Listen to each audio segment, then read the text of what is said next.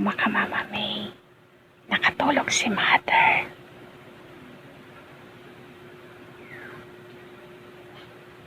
Nakatulog silang panahon. Ganyan siya, Maka-Mama May. Wala siyang pakialam. Tulog kung tulog. Nakanganga siya. Tingnan.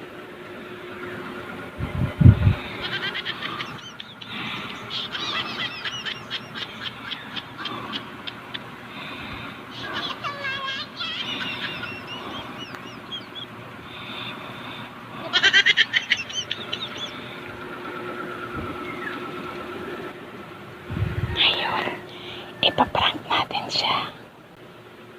Medyo kumilos.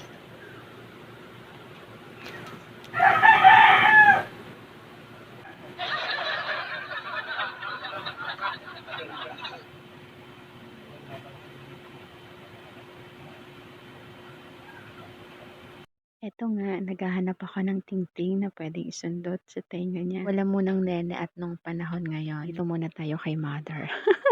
Nakakita na ako ng tingting. Meron palang walis na pang-agyo dito sa gilid. Eto nga, kumuha ako ng isa. Medyo madilim. Dahil yung camera sa may likuran ng ref. O siya, tara, umpisahan na natin.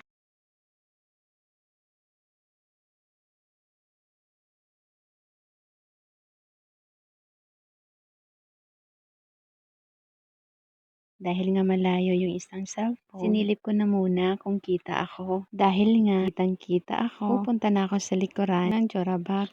Jorabox, Dorabox, o kahit na anong tawag dito. Sabi ko naman sa inyo, mahina ako sa pronunciation. Ito nga, nagsusumiksik na ako sa likuran. Siyempre, dapat maingat para hindi magising sinong panahon. Ay, si Mother na muna pala tayo ngayon. At kung napapansin nyo na sobrang tagal ko, siyempre, maingat ako nagsusumiksik sa maliit na pwesto na to. Nga, malapit na ako. Aray, nakakangali na dito sa likuran. Oops, eto na ako. Ay, eto na pala yung kamay ko. Tara, umpisahan na natin na sundutin yung magkabilang tenga ni Mother. Para makasigurado ulit ako, kitang-kita ako dito. I-check ko na muna. Ayan, kaway-kaway na muna. Sobrang layo pala nung cellphone. Wala kasi ako ibang pagpapatungan. Kaya pwede na tong pagtsagaan. Medyo kinakabahan na natatawa ako dito. Ito pa naman si Mother. Naiistorbo yung tulog niya. Nagagalit talaga siya. Sobrang tagal ko talaga. Medyo kinakabahan na natatawa kasi ako dito.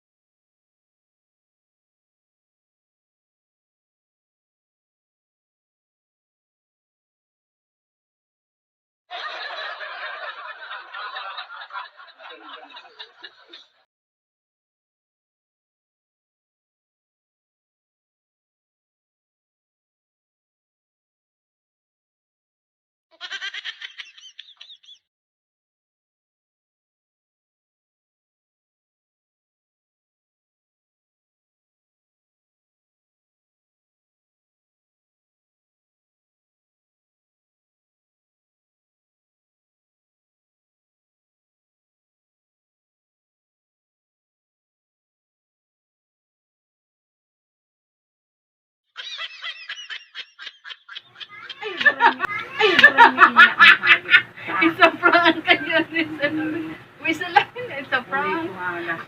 Ayun. Ayun na, cellphone. Ayun na.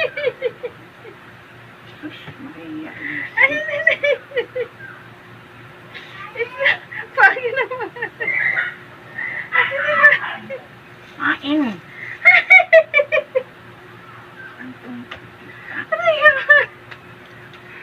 Sobrang